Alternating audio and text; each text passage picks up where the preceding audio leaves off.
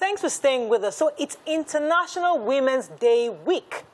And with over 200 rights groups berating the outcome of last week's constitutional amendment process at the National Assembly that went against all the gender bills.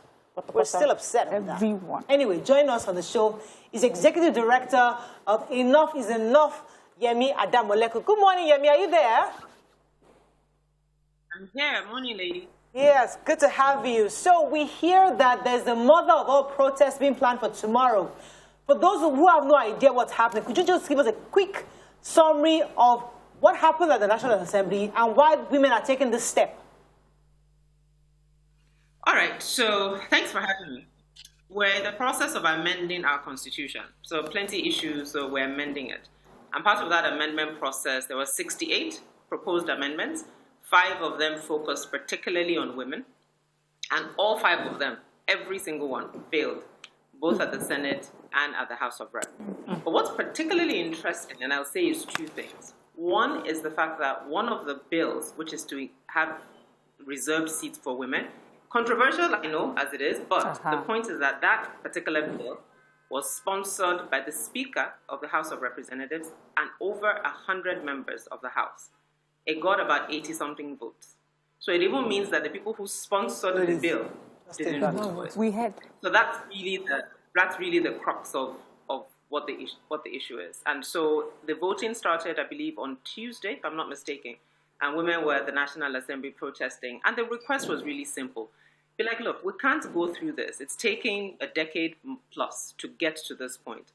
Fine, if you don't want to, let's come to the negotiation table. You can't deny 50% of Nigeria's population their rights. It just is not. I mean, you said it yourself, you guys are still angry. So a lot of women are angry and... Right. Let me get a few more questions in for you. Yes, ma'am. So the conversation, we've had this conversation very heated, and we are a women's show pioneering the voice of women being heard, and it was really painful for all of us to hear that after all that had been done, this could still happen to us in the 21st century. But the response I've gotten from those that maybe the constitutional lawyers and all of them, they are saying, this is gone. They've already voted. If the only thing that can be done is for the next round of constitutional reviews. Why exactly are women still protesting when it seems like, what are you hoping to achieve with the protests? Well, as far as I know, there's no law that says they can't bring it back. It's a National Assembly they voted. So if everybody that voted decided that, okay, we want to revote, either because your constituencies are putting you under pressure, or your wives at home will not let you sleep, your daughters are asking you, Daddy, what's up? How did you do that? So if the people who voted decides, you know what, we've changed our minds, we want to revote, I'm not aware, I'm not a lawyer, for clarity, but I'm not aware of any provision, and there are enough lawyers on the front of this issue, from Aisha Oyebode to Biola Akinode, Bere Ifendu. There are plenty lawyers at the front.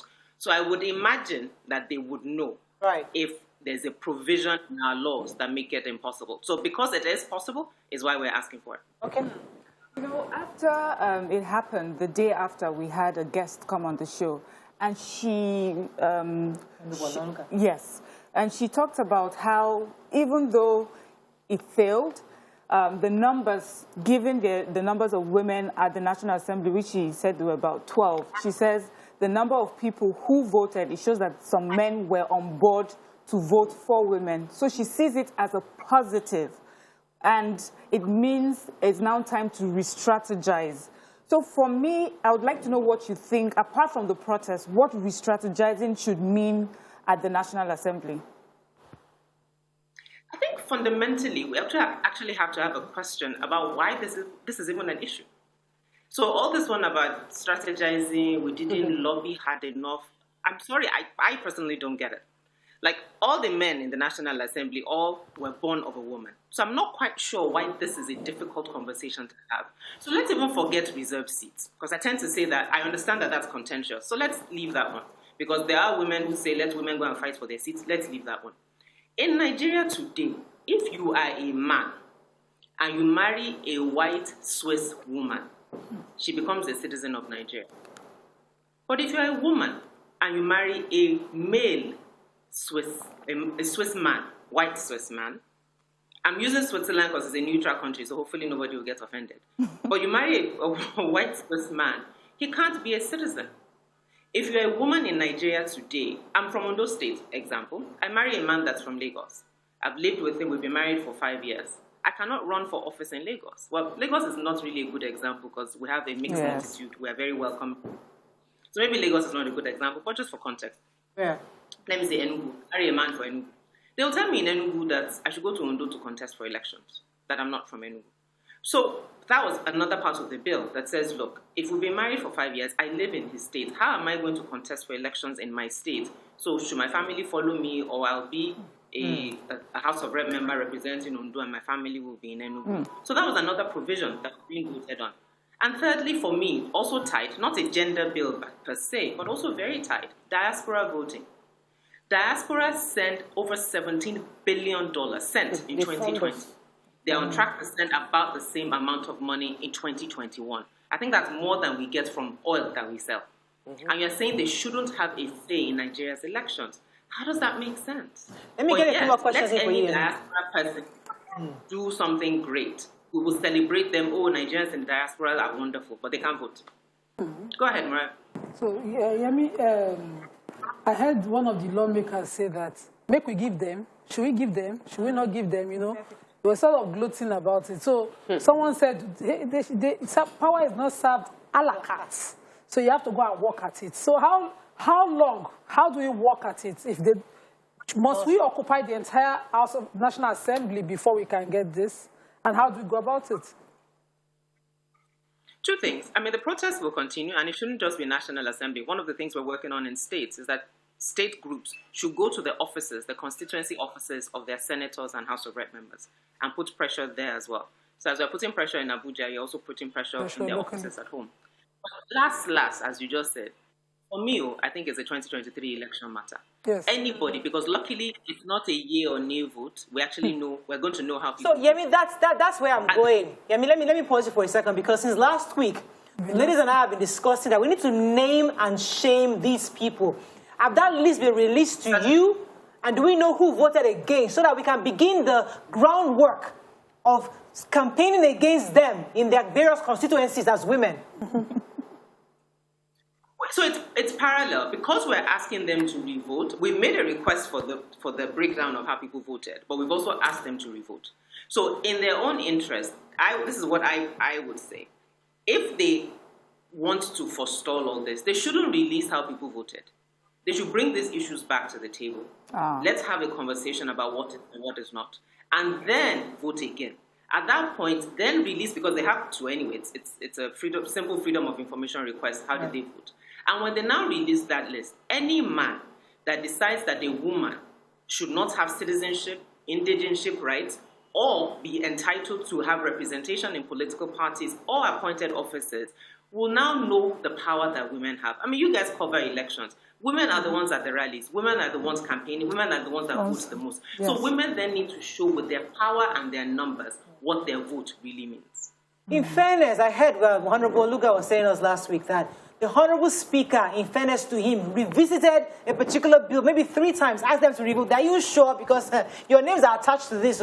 But is there a private meeting you are having with the Honorable Speaker, Speaker Gbajabiamila especially, and the Senate President, Hamad Lawan, where you can actually speak to them to support these cause and these initiatives we're trying to do to get women to protest and get the members to revote? What are they saying about this? I mean, I can't speak to what they're saying or not saying, but I will say that their consultations are happening on multiple levels. And just because the way we are as a society, if all we're doing private meetings, nobody will see it and it won't be headline news. But if you have 1,000 women in front of National Assembly, TVC will cover it. TVC can't cover a private meeting. So the beauty and the necessity of protest is that it keeps the issues front burner. And front burner not just for the National Assembly members, but front burner for Nigerians. So we begin to think and understand what these issues are. That it's not just about special seats for women, is women don't want things that they fought for. It's the fact that women are consistently not being seen as equals in a country that has 50% women. And why the conversation around, oh, go and lobby, oh, go and fight, should not even be an issue. Right. You have daughters. So this is not just, if people even just thought about this 10 years down the line, So your daughter wants to run for office in the future, or your daughter wants to be in political space. We're saying make them feel, or make them, to be honest, I'm not even sure it's make them feel. We are equal citizens. It's just that our laws refuse to recognize us as that. Let me go on a quick break. When we come back, we continue this conversation. Stay with us. We'll be right back.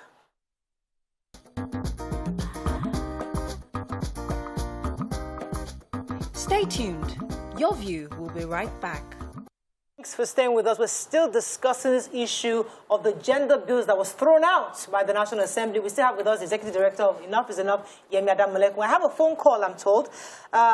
Professor Samuel Odewumi from LASU. Good morning, sir. Are you there? Yeah, good morning. Please permit me to make 3 quick points. Yes. Number one, you are under demanding when you are saying a lady should be either her husband's place or her father's place. We should demand that the lady should have the 2 states to claim. That is the only thing that you will, because it's the way you gain an advantage. If a lady wants to seek for position in her state of origin, that is her father's place, the law should allow her. If it is her husband's place, the law should allow her. Don't just say either husband or thing, because you will forfeit her parents' place, which may be even more preferable. So when somebody is an underdog, you empower that person. So the law we are demanding is that a lady should be able to claim the 2 states. Number two, as Morayo said, name and shape is a game of balance of terror. When you know somebody who spoke against the bill, go to his state, mobilize against him, vote against him, tell people this man is against our interest. They will be afraid. So they will not be able to confront him. And we will start with this by elections, Ekiti, Osun. Thirdly, mobilize for your kind. If you have the voter card and you have the number, tell your people to vote for your own people. If other people will not listen to you, you should listen to yourself. So when they know that when you mobilize, let all of you go to a state. Look at what happened to Natasha in Kogi State. She was beaten, she was demoralized, she was harassed, and nobody said anything for her.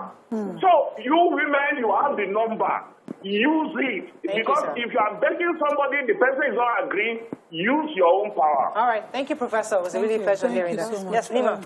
I love that the professor said we should balance terror. So do me, I do you kind of thing. But Yemi, how do you react to a former senator saying that this is not the time for all the protests that we are having? That this is not the time for us to be having protests. It is at the time of the debate when the issues are on the front burner before the National Assembly that the protests and the picketing should have happened. First of all, thank you, Professor Odebumi, for that suggestion. And you're quite right. I mean, both states should be on the table, but at least, I was just making the point about what the bill said. And about Natasha, I disagree. Women did speak up, women did rally around, and I'm sure Natasha would affirm that that's what happened. But I disagree with the senator. I mean, I'm not of the opinion that there's any good or bad time for a protest. The picketing shouldn't be happening who were discussing. I mean, you got over 100 members of the House of Representatives sponsoring the bill. So we would be picketing there for what purpose? Because the discussions got to a point where there was an agreement on what this is what we're talking about. We've brought this thing this far. We're engaging the lawmakers, the women in the House of Representatives, the women in the Senate, women's groups across the country had several discussions. There were public hearings, there were technical meetings, there were several meetings so that it's not just, when you're at a rally, it's almost unidirectional. You are the one making your point known so people can hear where you stand. But when you want to get the technicals of a bill passed, you need to write. You can't be writing while you're protesting. So all that work was done behind the scenes, and we thought that the groundwork had been laid. So you will go in and you will vote. Because part of it is a mindset shift, which is why I keep saying that if we're not seen as equal citizens, it's not protesting that will suddenly make you seen as an equal citizen. Right. Yeah. Let me take Hassan that I come to Mariam. Hassan, are you there? Yes, I'm here. You're live. Go ahead, please. There are some laws. I subscribe to the views and the agitation of women. About this issue of a woman married to a man in another state. When you are giving her to your daughter, you are giving her your daughter to that family. So wheresoever, particular state that family of the man comes from, that is where she belongs to. I subscribe to that 100%. Number two, you see this issue of allocating special seats. It's a long process. And I don't think going to National Assembly for that particular issue is in the right place. You go to the parties. Parties are the ones responsible for fixing candidates in every constituency. Now you are saying there should be allocation. You are telling me that there should be much more demarcation of the country. Remember, there's a mistrust in the country, whereby some people are feeling, a kind of marginalized, feeling dominated by some people. You go back to the population drawing board, you go back to democracy, you go back to the geography, and that one is all right for now. Go to the party, go to National Assembly, you are in the wrong place.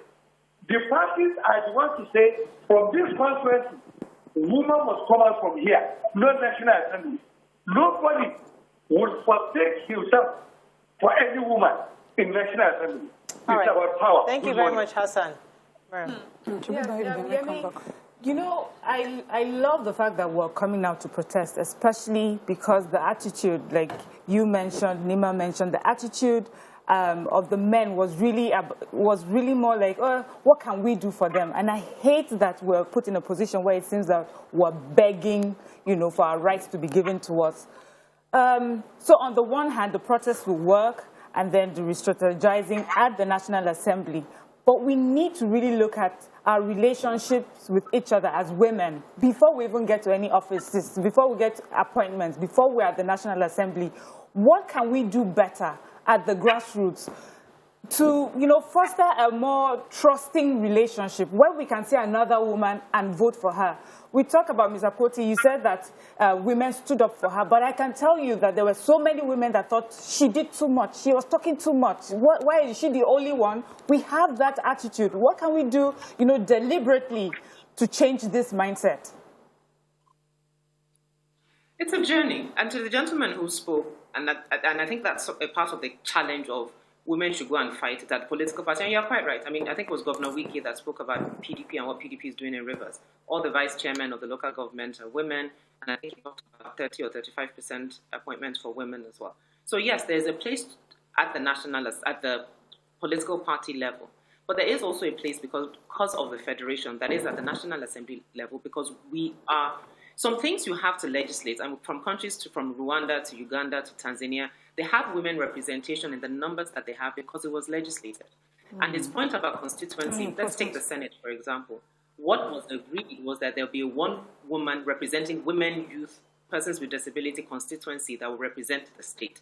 And that was the concession. So it's not that you're dividing the country anymore. It's like the whole state has one woman representative. So at least you have a voice of half of Nigeria's population on the floor of the Senate when we're making bills.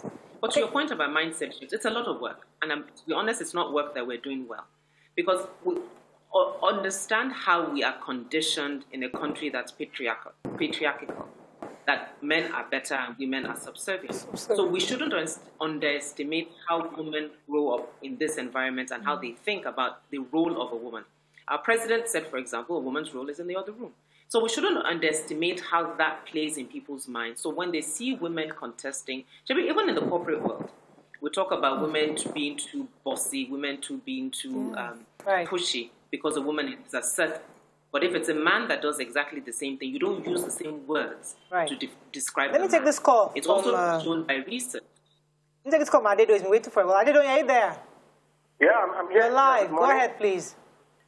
Good morning, everybody in the house. Morning.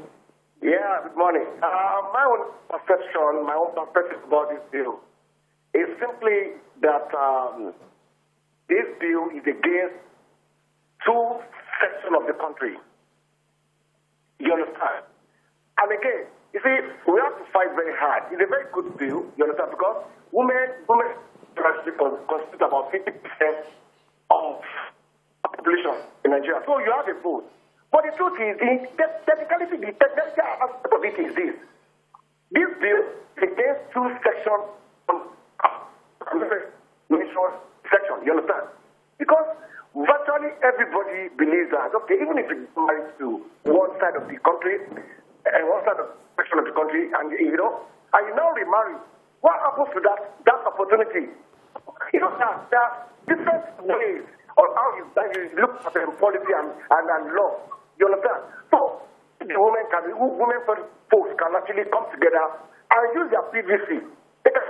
But for this bill to fly, you have to work. All right. I know it was really hard to hear you, but let me go on a quick break. When we come back, we'll continue this conversation. Stay with us. We'll be right back.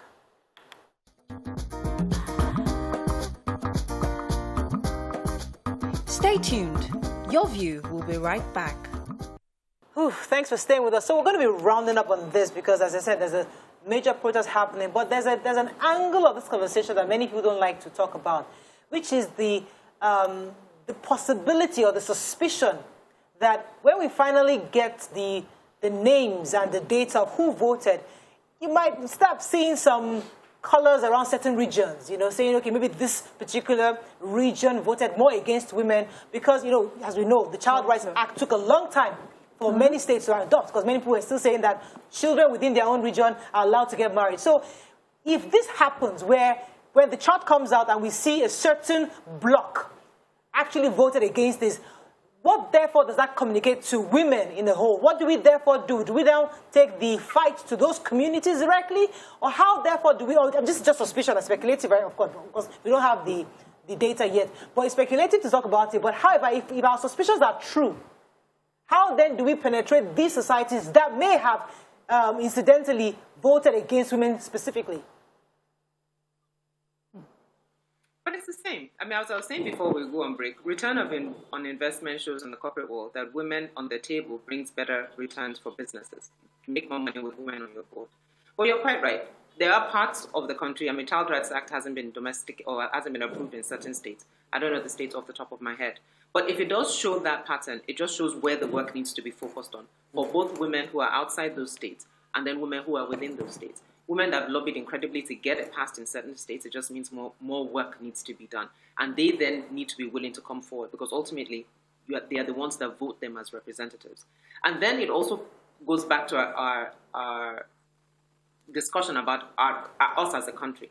So if it's in parts of the country where it's a challenge, in other parts of the country where people voted in support, what are those parts then willing to do to show that commitment? Because mind you, the amendment was not just at the National Assembly, but also at the State House of Assembly level.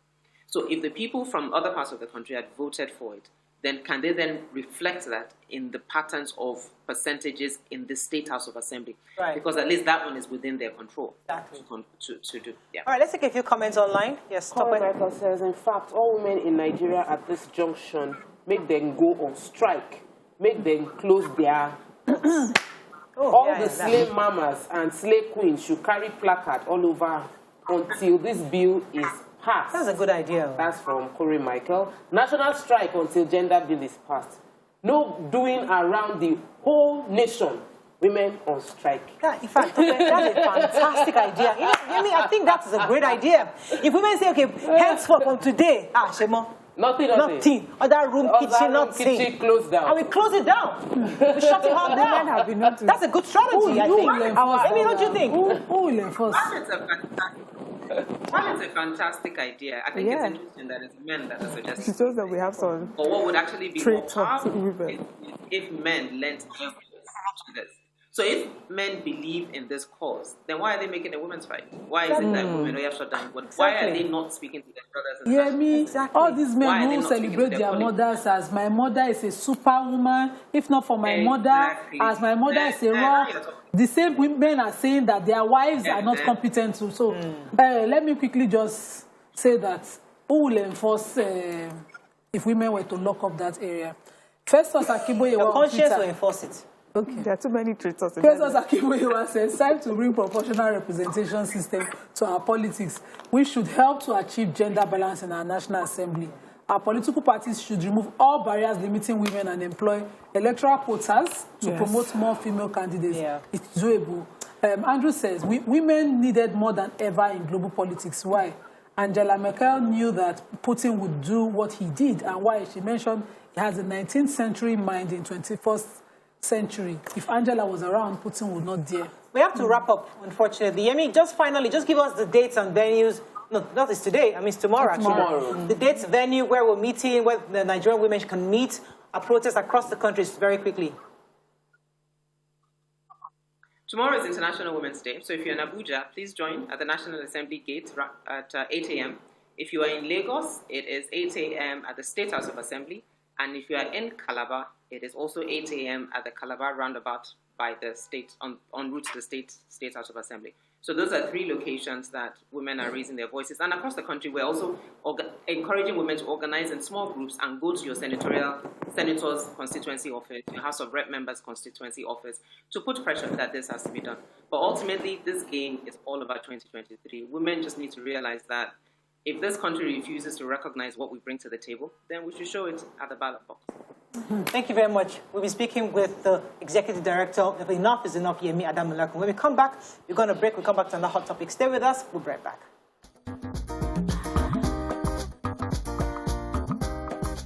Stay tuned. Your View will be right back.